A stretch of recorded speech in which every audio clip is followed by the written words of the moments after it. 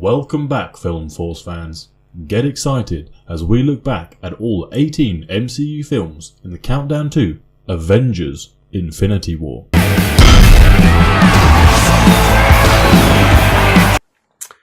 So, Tony Stark is back and more popular than ever in Iron Man 2, the third installment in the MCU, and also the third film chronologically if you put Captain America, the first Avenger, in front of Iron Man. Everyone now knows that Tony Stark is Iron Man, and in this film we start to see how that goes for him.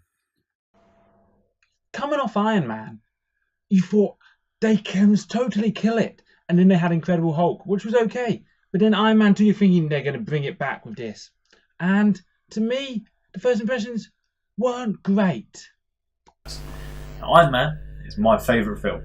Out of the whole lot, it's my number one for various reasons of coming out of the videos. So I was really excited for this film to come out. And I was a little disappointed. In my opinion, the worst film in the Marvel Cinematic Universe is Iron Man 2. Turn that off. Take it off. Iron Man 2 gets a bad rap.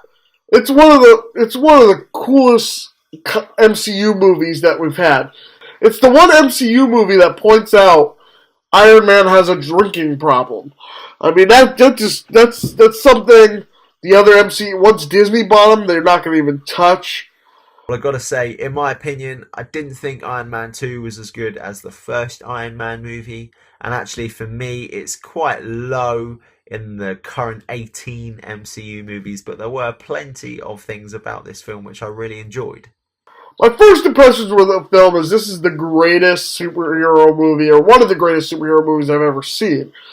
It's one of those ones that still stands out to me today. I love watching the whole movie up until the point where they get to the ending. The third half is complete trash, in my opinion. There's a lot of things I would change about that third half, but I really liked some of the stuff they dealt with in this movie.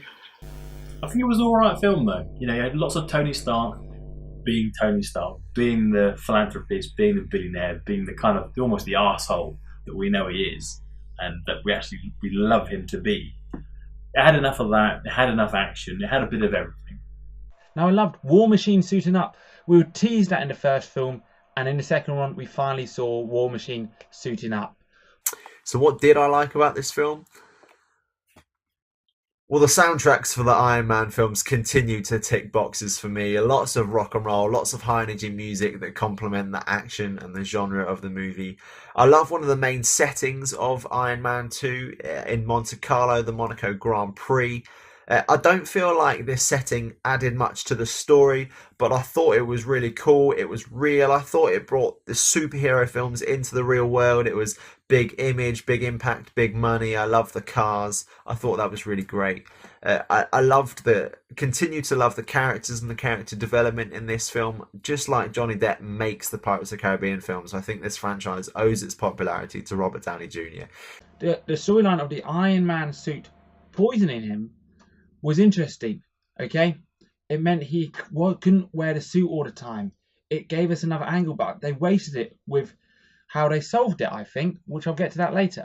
Some of the things I like that he has to struggle with being a superhero, that it's literally killing him to be this superhero. That thing in the middle of his chest is making him sick. So he needs to find a way to overcome that while being a superhero, while having this drinking problem. So this whole thing is not helping his drinking issues.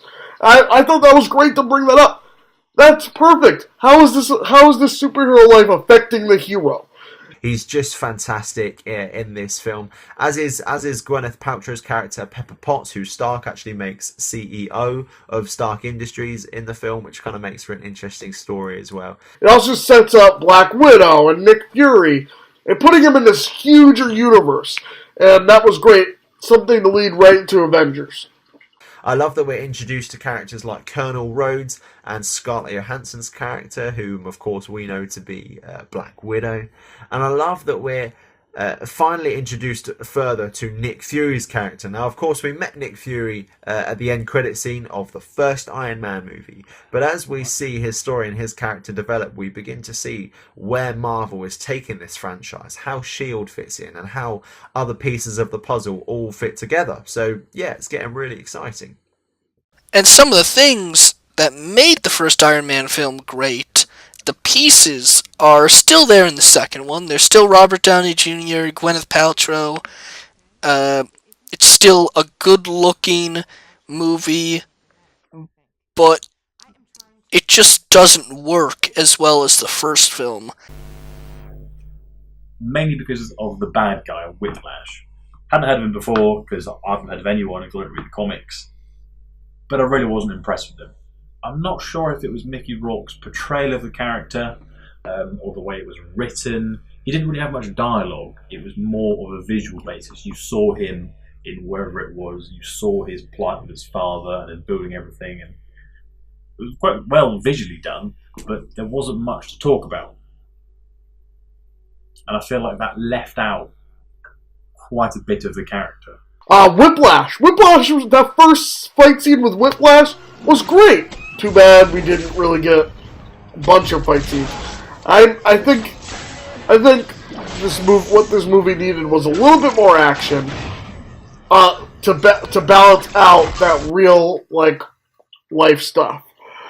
The villains are weak as well. I mean, Obadiah Stane wasn't an incredible villain, but I thought he was really good for a first solo film. Justin Hammer and the other guy, on the other hand, just end up being really forgettable. And Justin Hammer, especially, I think is more annoying than anything. Again, the other guy has a good backstory, potentially, but I just don't think he's developed well enough. Some things I didn't like about this movie. I didn't like that they tried to introduce 3 villains. They tried to introduce Whiplash, Justin Hammer, and Crimson Dynamo. All the worst superhero movies have 3 villains, if you noticed. And this is what that movie did. They tried to introduce 3 iconic Iron Man villains. Whiplash, Justin Hammer, Crimson Dynamo, and it just didn't work. If they had focused on maybe just Whiplash being the villain, and maybe have Justin Hammer being in the background, I think it could have been a lot better. But well, having spoke about some of the great characters in this film, I thought that both the antagonists in this movie were on the weaker side. Justin Hammer, Stark's main weaponry competitor, played by Sam Rockwell. For me, his character and his personality just kind of annoyed me a bit. I'm not really sure why. I actually liked Sam Rockwell as Justin Hammer. Sam Rockwell was originally going to be Iron Man, but Jon Favreau wanted Robert Downey Jr. and he got his way, which I'm so happy he did. Sam Rockwell came back for the sequel and was Justin Hammer and was sort of the anti-Tony Stark in a way. He was all this bravado, all this person, but he didn't have the brains or the knowledge really to back it up. But the way he did this swagger, this really bad charisma, you just really loved him because he was so terrible and bad. Okay, at it. I love the new suits in the film. I think we're on Mark 5 or Mark 6 now. But ironically, palladium, the element that is keeping Tony Stark alive, is actually the same thing that's slowly killing him, which makes for a main plot in this film, which I think is also kind of flawed. Howard Stark, Tony's father, didn't have the technology to create the new and the better elements back in his time. But for me, there was nothing stopping him just simply leaving Tony some of the instructions of how to build that structurally, rather than embedding it in the Expo design which we see in the film. So although that was kind of cool, I just thought it was a bit silly and over the top for me as a storyline. I dislike the fact they were trying to force the Avengers down my throat rather than let it come naturally. We were teased in We were teasing Iron Man. We were teasing Incredible Hulk. Tease us in this film. Okay, we don't need Nick Fury coming in yelling at Tony Stark to get down from a donut. Were there any acting roles that stood out for me? Scarlett Johansson's double agent S.H.I.E.L.D. character, Natalie Rushman, Natalia Romanoff, was just fantastic. I love that for the majority of this film we don't really know whose side she's on, but years down the line, we see how kick-ass she is. We kind of see the diversity of her character working alongside Pepper Potts in the kind of the professional role, but also then in full combat mode on behalf of Shield as well. So Black Widow was a winner for me in this film. Of course, Robert Downey Jr. and Samuel L. Jackson. I could see a whole series of just them two going around and talking. Robert Downey Jr. does a great job as Iron Man, portraying the drunk lifestyle. I mean, it's his life. So I thought it was good for him to portray the way he portrayed it. I like Whiplash in the beginning, but they don't do much with him. Scarlett Johansson, she had a kick-ass entrance as Black Widow, and that got us excited about Avengers. They didn't need all these other references or Nick Fury saying, "Oh, you're not allowed to be in the Avengers," things like that. Her kicking ass down that corridor was a great scene. And, of course, Scarlett Johansson, she's a big stand-up because she's been led to her being Black Widow all these years. I mean, this is the movie. And I think we just look at this film, and you see definitely a film that was rushed because of the success of the first Iron Man, and to help plant the seeds more towards the Avengers and the broader cinematic universe.